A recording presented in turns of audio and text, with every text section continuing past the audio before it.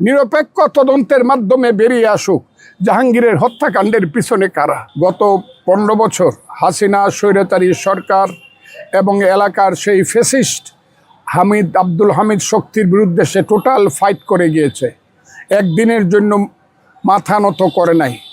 সেই জাহাঙ্গীর, যে জাহাঙ্গীর অনেকেই চলে গিয়েছিল, কিন্তু মিঠামইন সদরে থেকেও সে মাথা উঁচু করে শহীদ জিয়ার রাজনীতি, তারিক জিয়ার নেতৃত্ব, খালেদা জিয়ার নেতৃত্বকে মেনে রাজনীতি করেছে।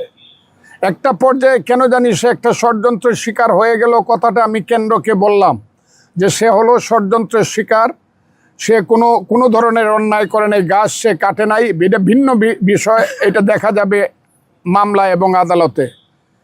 কিন্তু আজকে আমি বলছি সেই জাহাঙ্গীর সর্বক্ষণ মৃত্যুর পূর্ব মুহূর্ত পর্যন্ত দলের কাজ করত, আমার সঙ্গে কাজ করত। আজকে মিঠামইন থানার ঢাকিতে আমার ডাকাতি বিরোধী একটা প্রতিরোধ সমাবেশ ছিল, সেইখানে জাহাঙ্গীরের সভাপতিত্ব করার কথা ছিল।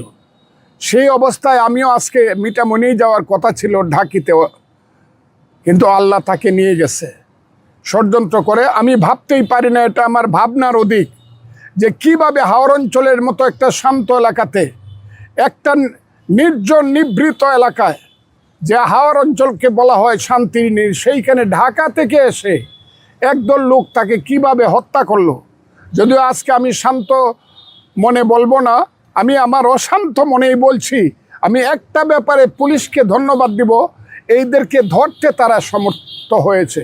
এখন তাদের পুলিশ এবং আসামি বা অপরাধীদের বক্তব্য এবং তাদের কর্মকাণ্ড এবং তাদের ইনভেস্টিগেশনের মাধ্যমে বোঝা যাবে কারা হত্যা করেছে, কারা হত্যার পিছনে ছিল, কারা হত্যাকাণ্ডে মদত দিয়েছে। এই কথাটা আমাকে দিয়ে আপনারা বলাতে পারবেন না, কারণ আমি তো জানি না কে তাকে হত্যা করেছে। আমি বলবো নিরপেক্ষ তদন্ত হোক, নিরপেক্ষ তদন্তের মাধ্যমে বেরিয়ে আসুক জাহাঙ্গীরের হত্যাকাণ্ডের পিছনে কারা। তবে একটা কথা আমি বলতে চাই আপনাকে, যত রাষ্ট্রপতি বলেন, ভগ্নিপতি বলেন, অমুক তমুক যাই বলেন, জাহাঙ্গীরের মতো একটা ছেলে মিঠামইনে আর জন্মগ্রহণ করবে বলে আমার মনে হয় না। তার মতো একটা সাহসী ছেলে, আজকে তার জন্য আমি কালকে সারা রাত ঘুমাতে পারি না। আমার হৃদয়ের কান্না কোনোদিন শেষ হবে না। তারপরে আমি বলতে চাই দেশের মানুষের কাছে, আমার দলের কাছে আমি বলতে চাই, আপনারা জিনিসটা ভালো করে লক্ষ্য করুক, যাতে জাহাঙ্গীরের এই নির্মম এবং নিষ্ঠুর এবং এই চক্রান্তমূলক এবং ষড়যন্ত্রমূলক হত্যাকাণ্ডের বিচার হয়। যারা এর পিছনে আছে তাদেরকেই ধরেন, এটাই হলো আমার কথা।